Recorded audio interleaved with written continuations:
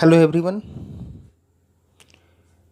यह rainbow part 2 का पहला चैप्टर जिसका नाम है इंडियन सिविलाइजेशन एंड कल्चर। इसका फर्स्ट वीडियो पहले मैंने अपलोड किया है जिसमें आप लोगों ने इसके इंट्रोडक्शन वाले पार्ट को देखा। आज के इस वीडियो में हम लोग चैप्टर को पढ़ना शुरू करेंगे और इस चैप्टर को पढ़ने से पहले आप लोग बुक जो है वो ओपन कर लें। एक एक वर्ड एक एक सेंटेंस हम लोग पढ़ेंगे और उसको समझेंगे। सिविलाइजेशन और कल्चर में क्या अंतर है इसको फर्स्ट वीडियो में मैंने समझा दिया है और इस चैप्टर के शुरू में महात्मा गांधी जी का कुछ इंट्रोडक्शन दिया हुआ है। उस इंट्रोडक्शन को हम लोग जो है पहले पढ़ेंगे लेकिन उससे पहले ये बात हम लोग जान लें, ये चैप्टर इस रेम्बो पार्ट 2 में पहला चैप्टर दिया गया है। इसके पीछे बिहार बोर्ड का ऑब्जेक्टिव क्या है, क्या उद्देश्य है उसका, आखिर क्यों उसने इसे पहला चैप्टर के रूप में दिया है। तो इसका मेन ऑब्जेक्टिव यही है कि हम लोग अपने सभ्यता और संस्कृति को समझें। जो ये 12 का एज होता है यह हमारे सोच विचार को परिपक्वता की ओर ले जाने वाला एज होता है। हम लोग मैच्योर होते हैं, हर एक चीज़ को लॉजिकली समझते हैं। तो इस समय अगर अपनी सभ्यता और संस्कृति के महत्व को हम लोग समझ जाएंगे तो जीवन के अंतिम पड़ाव तक इसका असर हम लोगों पर रहेगा और हम लोग अपने सभ्यता और संस्कृति को महत्व देंगे। इस चैप्टर में गांधी जी ने आखिर बताया क्या है।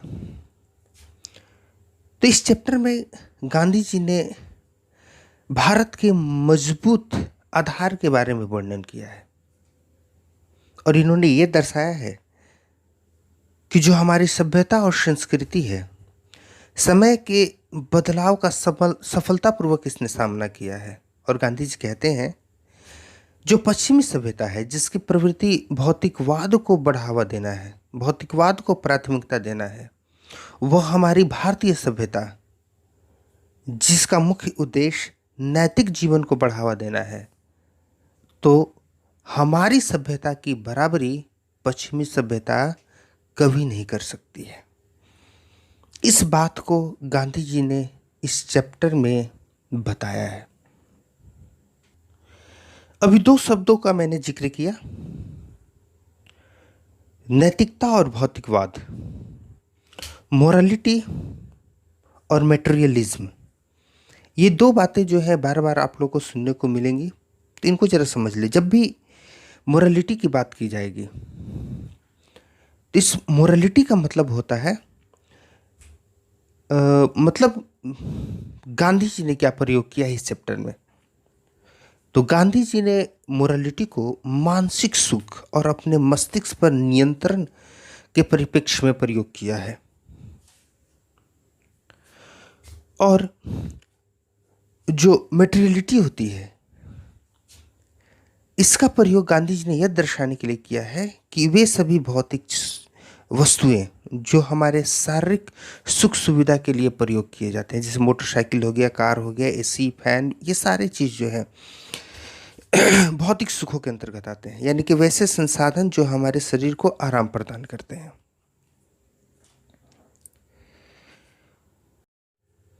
तो बुक ओपन कर ले और हम लोग पहला सेंटेंस पढ़ते हैं। मोहनदास करमचंद गांधी, जैसा कि पहले वीडियो में मैंने बताया था, इनका पूरा नाम है 1869 टू 1948। ये जो 1869 टू 1948 जो ये समय दिया है इसको हम लोग लाइफ स्पैन कहते हैं। जन्म इनका 1869 में और इनकी मृत्यु 1948 में हुई थी। उसके बाद देखिए कॉमा दिया हुआ है, पॉपुलरली नोन एज बापू और the father of the nation. उसके बाद फिर कॉमा से सेंटेंस को लास्ट कर दिया गया है। सिंथेसिस का एक टॉपिक हम लोग को पढ़ना है अपने 12th में, जिसमें बताया जाएगा कि कैसे बड़े सेंटेंसेस को एक साथ जोड़ा जाता है, यानी कि 2 या 2 से अधिक जो अलग अलग सेंटेंसेस होते हैं उनको कैसे जोड़ करके एक बड़ा सेंटेंस बनाया जाता है। तो उसमें ये बताया जाएगा कि जब भी किसी नाउन के बारे में कुछ अलग से इन्फॉर्मेशन देना होता है, कुछ उसकी विशेषता से जुड़ी बातें, उसके बारे में अलग से जानकारी देने वाली बातें जब बताई जाती है तो उस नाउन के बाद कॉमा दे दिया जाता है। यानी कि जो मोहनदास करमचंद गांधी के बाद जो कॉमा दिया गया है और उसके बाद जो सेंटेंस लिखा गया है, पॉपुलरली नोन एज बापू और the father of the nation, ये मोहनदास करमचंद गांधी के बारे में अलग से बातें बताई गई हैं। तो Mohandas Karamchand Gandhi popularly known as, लोकप्रियता से जो नोन एज जाने जाते हैं, बापू और the father of the nation, Bapu के रूप में या फिर राष्ट्र के पिता के रूप में। एस एज, एज का मतलब होता है के रूप में। अब देखिए कॉमा के बाद वाज आया है, यानी कि जो मोहनदास करमचंद गांधी के बाद सीधा जो सेंटेंस है वो वाज के बाद आता है। तो Mohandas Karamchand Gandhi was more a spiritual leader then a politician, यानी कि मोहनदास करमचंद गांधी जो थे वो क्या थे, was more a spiritual leader, ये आध्यात्मिक नेता थे, दैन की अपेक्षा, किसकी अपेक्षा, अ पॉलिटिशियन, एक राजनीतिज्ञ के अपेक्षा यह ज़्यादा क्या थे, एक आध्यात्मिक नेता थे। अब यहाँ दो समझने वाली बातें हैं, स्पिरिचुअल और पॉलिटिशियन, इनका प्रयोग करके आखिर क्या बताया गया है इस सेंटेंस में। तो स्पिरिचुअल मतलब क्या होता है, तो स्पिरिचुअल मतलब होता है आध्यात्मिक या धार्मिक। आध्यात्मिक और धार्मिक का मतलब जरा समझिए, आखिर यहाँ गांधी जी के लिए स्पिरिचुअल शब्द का क्यों प्रयोग किया गया है। तो आध्यात्मिक का मतलब हो जाता है, आध्यात्मिक का प्रयोग किसी व्यक्ति को तब संकेत करने के लिए किया जाता है या किसी व्यक्ति के लिए तब यह शब्द प्रयोग किया जाता है जब उस व्यक्ति के सोच विश्वास को दर्शाना हो या फिर उसके धार्मिक विश्वास को दर्शाना हो। अब धार्मिक विश्वास को दर्शाने का मतलब क्या हुआ, सोच को दर्शाने का मतलब क्या हुआ, विश्वास को दर्शाने का मतलब क्या हुआ, जरा इस बात को समझिए। धार्मिक कहने का मतलब यह नहीं है कि यह केवल एक धर्म को ही महत्व देते थे। धार्मिक को समझने के पहले धर्म शब्द को समझना बहुत जरूरी है। धर्म का मतलब होता क्या है, धर्म का मतलब होता है वह सोच या जीवन जीने का वह तरीका जिससे हम लोग अपने जीवन को कम परेशानियों का सामना करते हुए, कम कष्टों का सामना करते हुए अपने जीवन को हम लोग बिता सके। इस बात को इस तरह समझिए, जब लोग इस धरती पर आए, जब इंसान इस धरती पर आया तो उस समय वे लोग जंगलों में रहा करते थे, उनके पास ना सोच विचार था, न जीने का कोई साधन था। तो धीरे धीरे लोगों को अपने जीवन जीने के बाद ये अनुभव प्राप्त होता गया कि कैसे हम लोग अपने जीवन को अच्छी तरह से बिताएं। और लोगों ने थोड़ी थोड़ी बातें जो है अपने नेक्स्ट जनरेशन को बताते चले गए, जिससे उन लोगों को अपने जीवन को बेहतर तरीके से जीने का एक तरीका मिला, एक रास्ता मिला, और उसी को धर्म कहा गया। और जो उन बातों को मानता है वे लोग धार्मिक कहलाएंगे। बाद में इसे अलग अलग भागों में बांट दिया गया, अलग अलग लोगों के द्वारा जो अलग अलग रास्ते बताए गए, जैसे हिंदू के लिए अलग हो गया, मुस्लिम के लिए अलग हो गया, क्रिश्चियन के लिए अलग हो गया, सिख के लिए अलग हो गया, ईसाई के लिए अलग हो गया। सभी का उद्देश्य एक ही है कि जीवन को कैसे आसानी से बिताया जा सके। जैसे बुद्ध ने जो तरीके बताए, महावीर ने जो तरीके बताए, सभी ने मिलाकर के यही रास्ता उन्होंने बताया है कि कैसे हम लोग अपने जीवन में कम परेशानियों का सामना करें, कम कष्टों का सामना करें और अपने जीवन को हम लोग आसानी से बिता सकें। इसे ही धर्म कहा जाता है। और जो लोग इन सभी बातों को मानते हैं वे धार्मिक हो गए। तो इस तरह के सोच, इस तरह के विश्वास, इस तरह के धार्मिक विश्वास को जो मानता है वे लोग स्पिरिचुअल कहलाते हैं। अब जरा पॉलिटिशियन का मतलब क्या होता है इसको हम लोग समझते हैं। इसकी हिंदी तो हम लोग जानते हैं, राजनीतिज्ञ। लेकिन राजनीतिज्ञ कहते किसको हैं? राजनीतिज्ञ का प्रयोग उनके लिए किया जाता है जो देश या समाज के शक्ति का प्रयोग कर अपने कार्य, अपने लक्ष्य या अपने उद्देश्य को प्राप्त करते हैं। तो गांधी जी वैसे व्यक्ति थे जो राजनीतिज्ञ नहीं थे, वो ज्यादातर आध्यात्मिक नेता थे। तो मोहनदास करमचंद गांधी राजनीतिज्ञ की अपेक्षा आध्यात्मिक नेता ज्यादा थे। इस सेंटेंस का यह मतलब हुआ। उसके बाद वाले सेंटेंस को देखा जाए, he successfully used truth and non violence as the chief weapons against the British rule in India and helped India gain independence. Sentence काफी लंबा है, थोड़ा थोड़ा करके हम लोग समझते हैं। ही सक्सेसफुली यानी कि उन्होंने सफलतापूर्वक, यूज्ड प्रयोग किया, उन्होंने सफलतापूर्वक प्रयोग किया किस चीज का? ट्रुथ एंड नॉन वायलेंस, सच्चाई और अहिंसा का। और एज के रूप में, किस रूप में सच्चाई और अहिंसा का इन्होंने प्रयोग किया? एज द चीफ वेपन, मुख्य हथियार के रूप में उन्होंने प्रयोग किया। अगेंस्ट के विरुद्ध, किसके विरुद्ध? द ब्रिटिश रूल यानी कि ब्रिटिश के शासन के विरुद्ध। इन इंडिया, भारत में उन्होंने इसका प्रयोग किया। एंड हेल्प्ड इंडिया, और उन्होंने भारत की मदद की। गेन इंडिपेंडेंस, आज़ादी को प्राप्त करने में उन्होंने भारत की मदद की। मतलब क्या? उन्होंने सफलतापूर्वक सच्चाई और अहिंसा का प्रयोग अंग्रेजों के विरुद्ध भारत में मुख्य हथियार के रूप में किया और भारत को आज़ादी प्राप्त करने में मदद की। अब यहाँ पर दो बात, नॉन वायलेंस, अहिंसा। अहिंसा तो आप लोग जानते ही हैं, किसी से ना झगड़ा ना करना या कोई ऐसा काम ना करना जिससे दूसरे को चोट पहुँचे या दुख पहुँचे। और ट्रुथ, ट्रुथ मतलब होता है सच्चाई। अब सोचने वाली बात है कि सच्चाई का प्रयोग मुख्य हथियार के रूप में गांधी जी ने कैसे अंग्रेजों के विरुद्ध किया। तो चलिए इस बात को समझते हैं जरा, कैसे उन्होंने इसका प्रयोग किया। सच्चाई का प्रयोग यहाँ पर विश्वास को दर्शाने के लिए किया गया है। कैसे, जरा समझिए। गांधी जी जो थे वो सच बोला करते थे, और किसकी तुलना में? तो अंग्रेजों की तुलना में। अंग्रेज झूठ बोल करके अपना शासन करते थे भारत में, जबकि गांधी जी सच्चाई के द्वारा जो है वो लोगों को अपनी बात समझाते थे, बताते थे।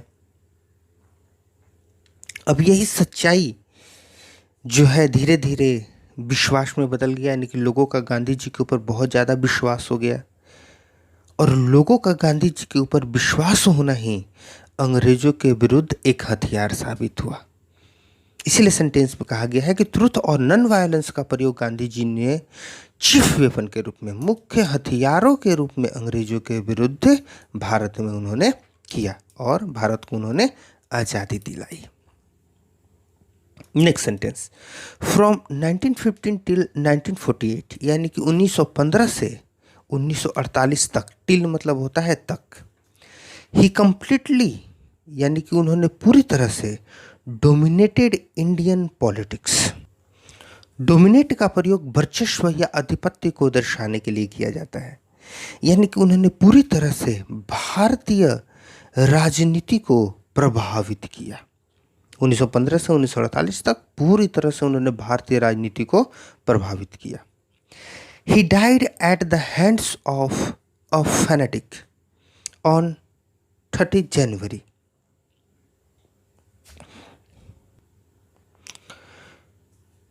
तो he died at the hands of, वो मारे गए किसके हाथों? हैंड ऑफ अ फैनेटिक, एक फैनेटिक। फैनेटिक का प्रयोग हम लोग वैसे लोगों के लिए करते हैं जो राजनीतिक विचार को का पूरी तरह से समर्थन करते हैं, यानी कि कट्टर। तो वे कट्टर व्यक्ति के हाथों जो है वो मारे गए 30 जनवरी को 1948 में। हिज ऑटोबायोग्राफी, उनकी आत्मकथा। ऑटोबायोग्राफी यानी कि आत्मकथा, और एक शब्द होता है बायोग्राफी जिसको हम लोग जीवनी कहते हैं। तो ऑटोबायोग्राफी, आत्मकथा, यानी कि जब कोई व्यक्ति अपने हाथों से अपने जीवन के बारे में कोई किताब वगैरह लिखे, कोई बातें लिखें तो वो ऑटोबायोग्राफी कहलाती है। और जब किसी दूसरे व्यक्ति के द्वारा किसी दूसरे व्यक्ति के जीवन के बारे में कोई किताब या बातें लिखी जाती हैं तो उनको हम लोग बायोग्राफी कहते हैं। तो यह ऑटोबायोग्राफी की यहाँ पर बात की जा रही है। तो हिज ऑटोबायोग्राफी, इनकी आत्मकथा, एक किताब है जिसका नाम है माई एक्सपेरिमेंट्स विद ट्रूथ, यानी कि सच्चाई के साथ मेरा प्रयोग, एंड और द न्यूमेरस आर्टिकल्स, और अनेकों लेख that he wrote for young India. Young India एक पेपर का नाम है जो इन्होंने यंग इंडिया के लिए बहुत सारे जो लेख लिखे, and the speeches that he delivered, और जो भाषण इन्होंने दिया ऑन डिफरेंट ओकेजन्स, अलग अलग अवसरों पर, रिवील्स हिम, वो इनको प्रदर्शित करता है, not only as an original thinker, न केवल एक वास्तविक विचारक के रूप में, बट ऑल्सो, बल्कि एज अ ग्रेट मास्टर, एक महान ज्ञाता के रूप में भी, ऑफ चेस्ट, आडंबर रहित, इडियोमेटिक, मुहावरेदार इंग्लिश का। सेंटेंस काफ़ी लंबा है, इसको हम लोग थोड़ा थोड़ा करके समझते हैं। यहाँ 3 बातों का जिक्र किया गया है जिनको जरा हम लोग समझते हैं। पहली बात, इनकी आत्मकथा माई एक्सपेरिमेंट विथ ट्रूथ, यह एक किताब है। दूसरी बात, जो इन्होंने यंग इंडिया के लिए लेख लिखे हैं। और तीसरी बात, जो इन्होंने अलग अलग अवसरों पर भाषण दिए हैं। पहली बात, इनकी किताब। दूसरा, यंग इंडिया में इनके द्वारा लिखा गया लेख। और तीसरा, जो अलग अलग समयों पर इन्होंने भाषण दिया है। 3 बात, ये तीनों बात रिवील्स, प्रकट करती है, दर्शाती है। क्या दर्शाती है? Not only as an original thinker, वह न केवल गांधी जी को एक वास्तविक विचारक के रूप में दर्शाती है, बट ऑल्सो, बल्कि as a great master of chaste idiomatic English, मुहावरेदार इंग्लिश के एक आडंबर रहित महान जानकार के रूप में इन्हें दर्शाती है। ये तीनों बातें क्या दर्शाती है? ये तीनों बातें यह दर्शाती है कि जो गांधी जी थे, वो गांधी जी मुहावरेदार इंग्लिश तो बहुत अच्छी तरह से जानते थे, यानी अपने भाषण में, अपने बुक में, अपने लेख में वो मुहावरेदार इंग्लिश का बहुत ज़्यादा प्रयोग करते थे। लेकिन उनकी इस प्रकार की इंग्लिश की जो नॉलेज थी वो आडंबर रहित थी। जहाँ ज़रूरत थी वहीं अपने मुहावरे का वो प्रयोग करते थे, अनावश्यक प्रयोग नहीं करते थे। फिर से समझ लीजिए, हिज ऑटोबायोग्राफी, इनकी जो आत्मकथा है जिसका नाम है माई एक्सपेरिमेंट्स विद ट्रूथ, सच्चाई के साथ मेरा प्रयोग, पहली बात, and the numerous articles that he wrote, जो अनेकों लेख इन्होंने लिखा है, फॉर यंग इंडिया के लिए, दूसरा बात, तीसरा, his speeches that he delivered on different occasion, जो भाषण इन्होंने अलग अलग अवसर पर दिया है। ये तीनों बातें रिवील्स हिम, वह इन्हें दर्शाती है, इन्हें प्रकट करती है, नॉट ओनली, न केवल एज एन ओरिजिनल थिंकर, एक वास्तविक विचारक के रूप में दर्शाती है, बल्कि as a great master of chaste idiomatic English, मुहावरेदार इंग्लिश के आडंबर रहित एक महान ज्ञाता के रूप में इन्हें दर्शाती है। यानी कि जो इनकी किताब है, जो इनके लेख हैं, जो इनके भाषण हैं, वह यह दर्शाते हैं कि न केवल ये वास्तविक विचारक हैं, बल्कि मुहावरेदार इंग्लिश के एक आडंबर रहित महान ज्ञाता हैं। ठीक है, तो इस तरह से इस सेंटेंस को जो है हम लोग बेहतर तरीके से समझते हैं। अगला sentence, in the following extract, जो ये निम्नलिखित भाग है, एक्सट्रैक्ट भाग, इंडियन सिविलाइजेशन एंड कल्चर, यानी इंडियन सिविलाइजेशन एंड कल्चर एक भाग है। इसका वास्तविक जो ये लेख है ये बहुत बड़ा है वास्तव में, उसका एक छोटा सा भाग हमारे सामने दिया गया है, इसलिए यहाँ पर एक्सट्रैक्ट शब्द का प्रयोग किया गया है। तो इंडियन सिविलाइजेशन एंड कल्चर जो निम्नलिखित भाग है, गांधी जी टॉक्स अबाउट, इसमें गांधी जी बातें कर रहे हैं किसके बारे में? तो the sound foundation of Indian civilisation, भारतीय सभ्यता के मजबूत आधार के बारे में वो बात कर रहे हैं। विच मतलब होता है जो। ये एक रिलेटिव प्रनाउन का शब्द है जिसका अर्थ होता है जो अपने पहले आने वाले नाउन को संकेत करता है। यानी कि यहाँ पर नाउन सिविलाइजेशन है, इंडियन सिविलाइजेशन, और उसके लिए विच आया है। तो विच जो यानी कि भारतीय सभ्यता हैज सक्सेसफुली विदस्टूड, भारतीय सभ्यता ने सफलतापूर्वक सामना किया है द पासेज ऑफ टाइम, यानी कि समय के बदलाव को। यहाँ पर गांधी जी किसके बारे में बात कर रहे हैं? तो भारतीय सभ्यता के मजबूत आधार के बारे में बात कर रहे हैं जिन्होंने सफलतापूर्वक समय के बदलाव का सामना किया है। द वेस्टर्न सिविलाइजेशन, जो पश्चिमी सभ्यता है, विच हैज़ द टेंडेंसी, इस पश्चिमी सभ्यता की मनोवृत्ति, सोच क्या है? टू प्रिविलेज मटेरियलिटी, भौतिकवाद को प्राथमिकता देना, विशेष अधिकार देना इनकी मनोवृत्ति है।